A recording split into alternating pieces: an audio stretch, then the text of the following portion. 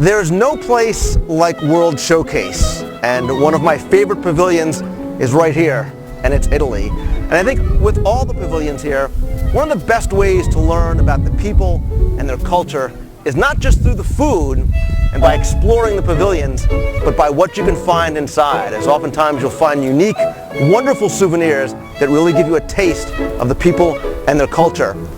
Here inside the pavilion, you enter a replica of St. Mark's Square, with the Doge's Palace, the Campanile, Tutto Italia restaurant in the back, the beautiful Fountain of Neptune.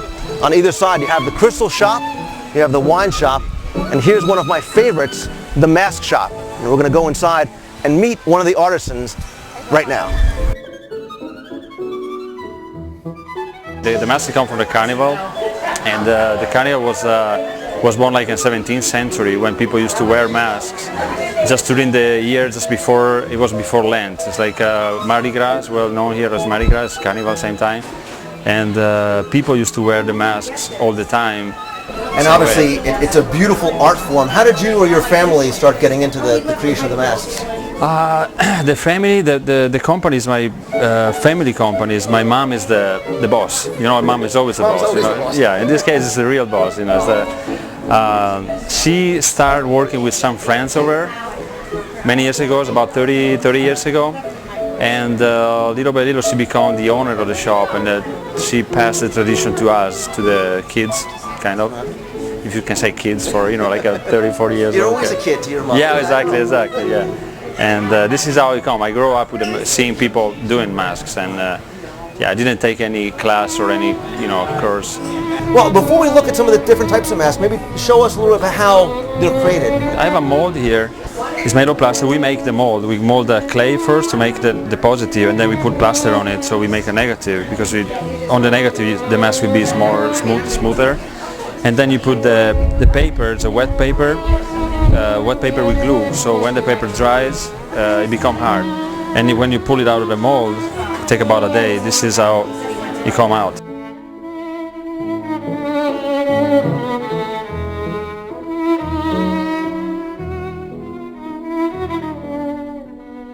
The eye mask, like this style here, it's called Colombina.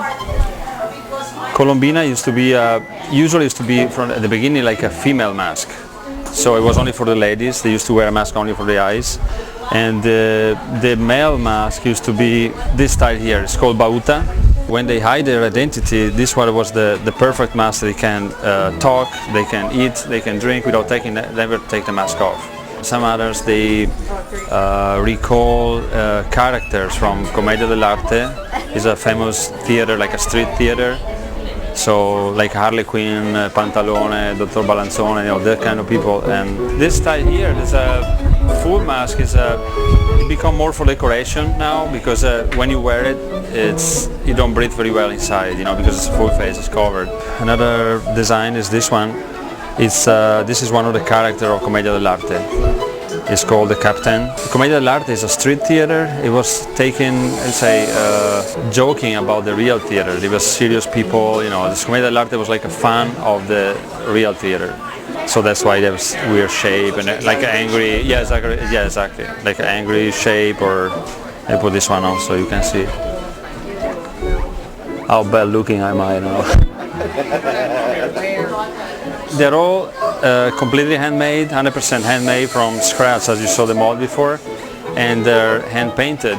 So the decoration that we use, it can be, just in this case, this type here it's like a stucco that you squeeze on a mask. Other ones like this one is like glue. It's a hot glue that we squeeze. You use on a mask with like this one here. You know, we glue music on it just because we have a lot of music and theater and opera in Italy. This one has a gold leaf on it. It's not painted. Use the gold leaf or silver leaf to decorate it. And you can add any fabric or any, you know, like in this case here, this is supposed to be Casanova, you know, the lover, the famous lover in Venice. And once the paper is dry and it's hard, you can glue everything on it. I have a lot of customers that keep coming every year, twice a year, to see if I have something new, something different. And they buy new masks and they keep the collection. And I see that you even have some smaller masks that obviously are not wearable, but again, using that same type of traditional method to create them, they can. Yeah. They made it. Yeah, they made it the same way. It's like this one. It's all made of paper mache, as you see. They made it the same way like the big one, and we made a cheaper, kind of less expensive version for people that don't want to spend 50, 60, 70 bucks. The KitKat spot is where people, the kids usually they paint the masks, they color them, and they start learn a little bit about the culture. And then when you walk inside, just right next door, they see the real mask, and they're very surprised, they're very in love when they see them. You can see kids, they say like this, admiring the masks. And then they come, they get a chance to talk to you and ask questions. Absolutely, about how and why the masks are Yeah, definitely, yep. On the website, people can see how we make the mask, because we have a picture of us making the mask, so you see the process of the paper mache. You can read about the history about the mask, some characters from Commedia dell'arte, or like the plague doctors. You can find information about how the carnival starts, when it starts, and the paper mache mask making. Well, I definitely recommend that people come and meet you and see some of your wearable art right here in Epcot's World Showcase. Giorgio, grazie. Grazie mille. Ciao, piacere mio. Ciao.